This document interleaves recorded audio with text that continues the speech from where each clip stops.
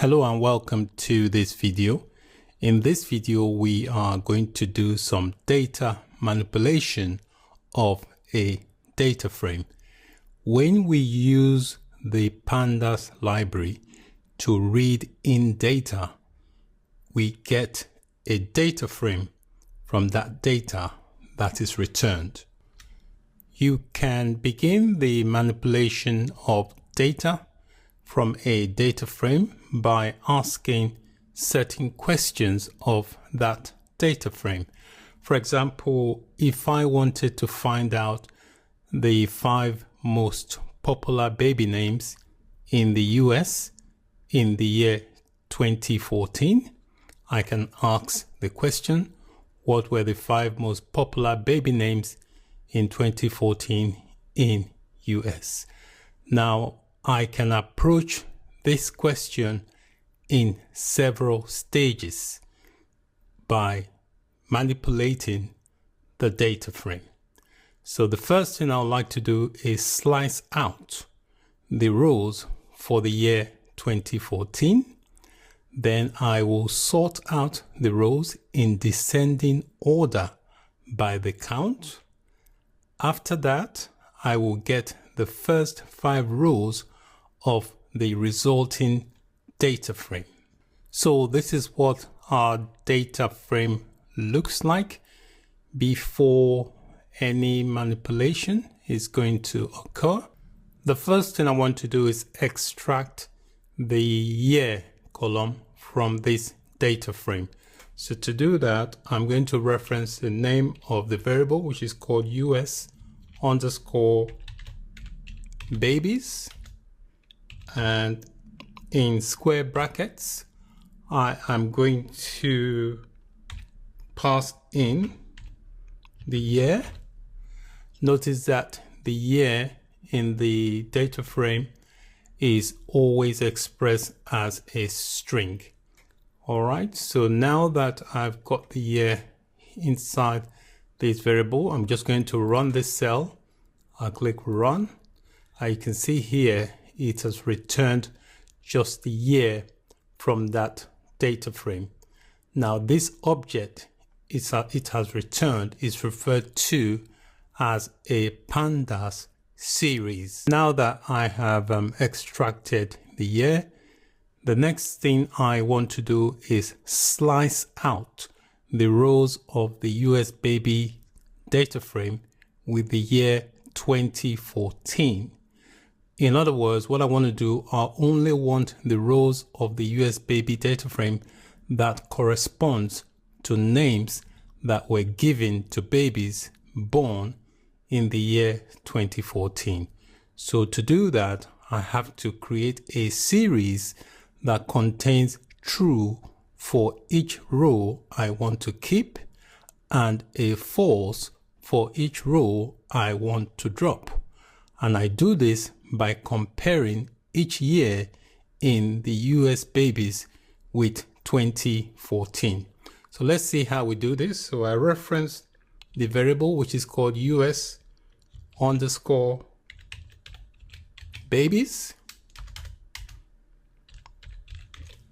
And then in square bracket, we add the parentheses, we add the year, and then we do the double equals to, which is used to check a comparison.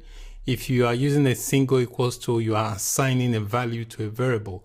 But when you want to compare, you use the doubles equals to. So I'll say 2014. So what basically this is saying is that I'm only want to return data for babies born in the year 2014. So I'm just going to run this cell. I click run.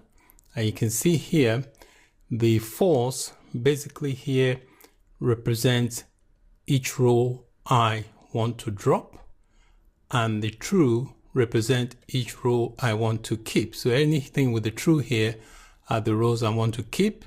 Anything that has got false, which means it doesn't match this criteria of 2014, I am going to drop them from the series. In programming, true or false values are referred to as booleans.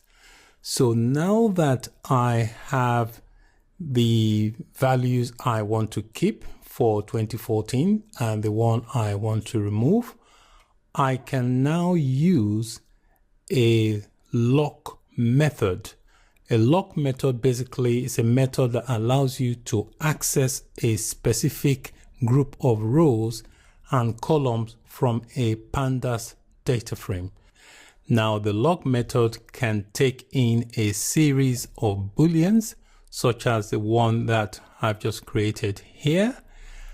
It takes that as an input, and then we can pass in this series of booleans as a first input to the lock method, and then the second input that we will give to the lock method will be a colon.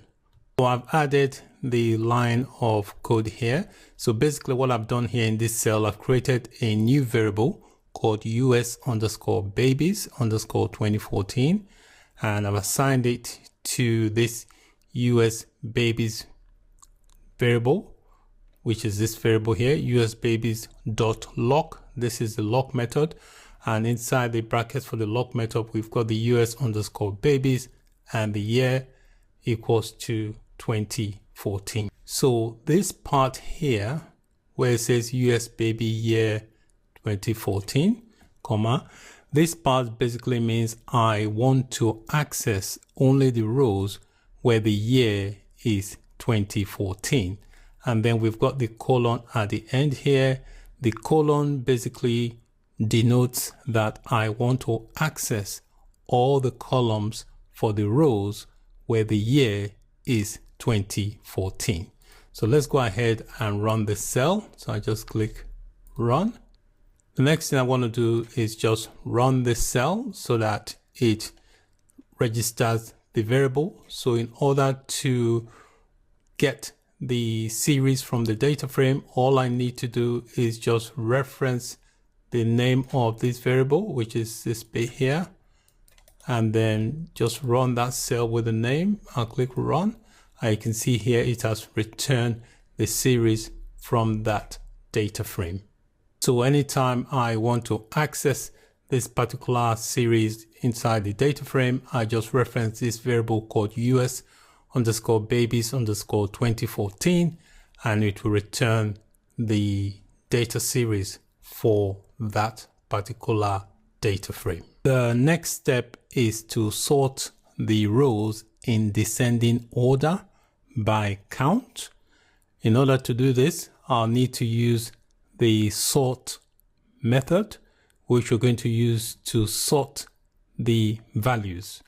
And then I will pass in the count as a first input and descending equals false as a second input.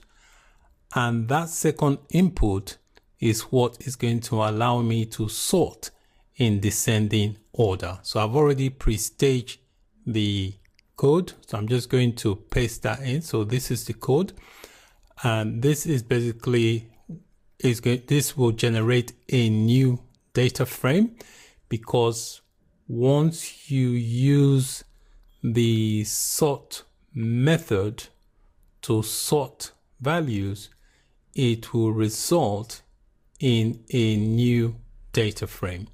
And that new data frame, I am storing it in this variable. I created a new variable called sorted_US_2014, so that anytime I want to access this particular data frame, I just need to reference the name of the variable.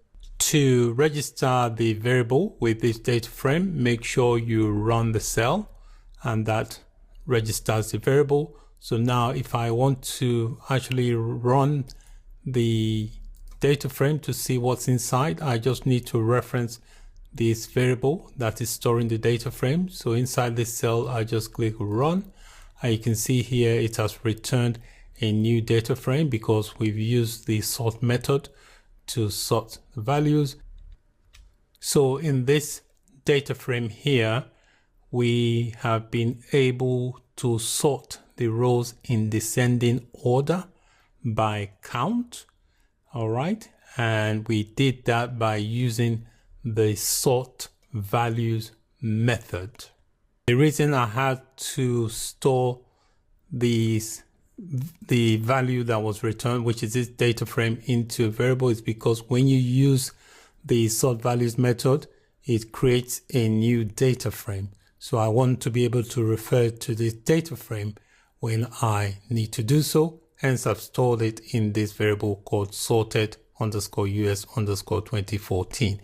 One thing to note is that when you assign variables, make sure you create variables that are meaningful, that reflect what it is the variable is storing.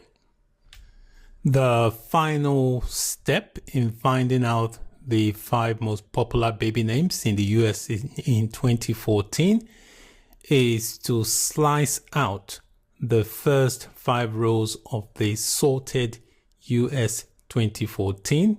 And to do that, we're going to use a special method called the iLock method. The iLock method works in similar way to the lock method, but it takes in a numerical index instead of the names of the column as the input. So this is how I will represent the data. So we've got the sorted_US 2014, which is this variable here. And then we attach the iLock method to it. And this 0.05 basically means it's going to retrieve the first 5 popular names from this sorted data. All right, so if I run this cell now, you can see it has given me, it has returned 1, 2, 3, 4, 5, which is what I requested for here. So what that means is that according to this data set I am working on, it means that Emma, Olivia, Noah, Sophia, and Liam were the 5 most popular baby names in the US in the year 2014. So that is it for this video. In this video, we explored some data manipulation with our data frame. We were able to retrieve specific type of information from our data frame by asking specific question and using various approach to achieve the data set we wanted from the data frame. So that's it for this video. Thank you for watching. Bye for now.